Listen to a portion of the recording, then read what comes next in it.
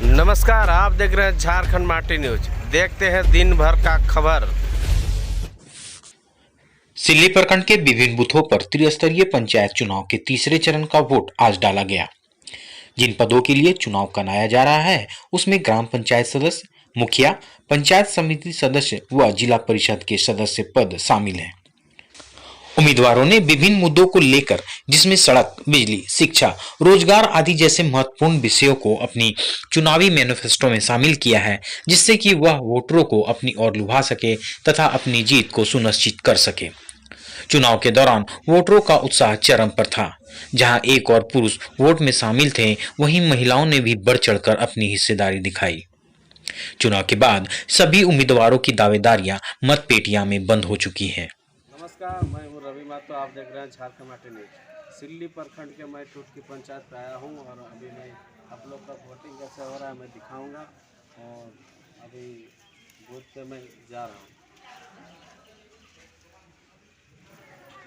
मतलब दिया गया है वोट अभी जो मतलब उसका समझदारी अच्छा से होता है, जो मतलब गांव का योजना को गांव तक लाने सके।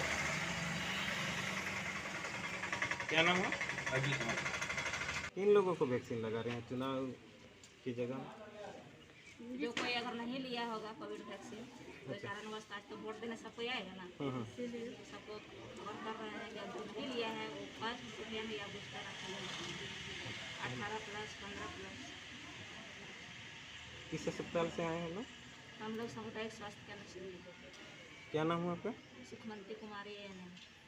तो जो चल रहा है इस पे विकास पे ही वोट किए हैं और अभी आगे आप युवा भी हैं? युवा हैं। अभी आज मेरा पहला वोट है। आपके लिए क्या चाहिए? मेरे लिए तो शिक्षा चाहिए और ग्राम का विकास हो बस यही। क्या नाम हुआ? मेरा संदीप परमानी। कहाँ घर हुआ? मेरा सिल्ली में। गांव की सरकार बनने जा रही है, आपको किस नज़र से इसको आप देखते हैं? देखिए, जिस उद्देश्य के साथ आज से बहुत पूर्व में हमारे दूरदर्शी प्रधानमंत्री राजीव गांधी जी के सोच से ये पंचायत का चुनाव जो अंतिम स्तर का चुनाव है कि गांव के स्तर पर जो योजनाएं बननी चाहिए वो गांव के लोग आपस में तय करके बनाए। इस उद्देश्य के चलते इस चुनाव का उद्देश्य के चलते इस चुनाव का आयोजन किया जाता है। मुझे लगता है कि ये झारखंड में तीसरी बार ये चुनाव का आयोजन हो रहा है।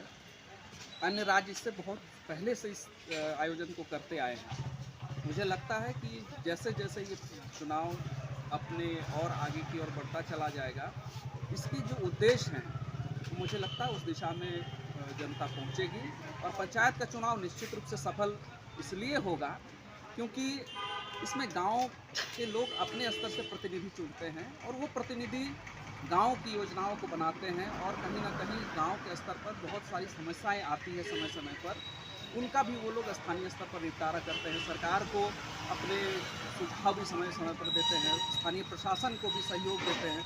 तो इन लोगों की जवाबदेही बहुत ज़्यादा हो जाती है और आज अगर सरकार निचले स्तर पर पहुंच पाती है, ग्रामीण विकास की योजनाएं अगर यहाँ तक पहुंच पाती हैं तो इसमें पंचायत चुनाव का बहुत महत्वपूर्ण योगदान है। मुझे लगता है कि ये चुनाव अपने उद्देश्यों को प्राप्त करने में सफल होगा।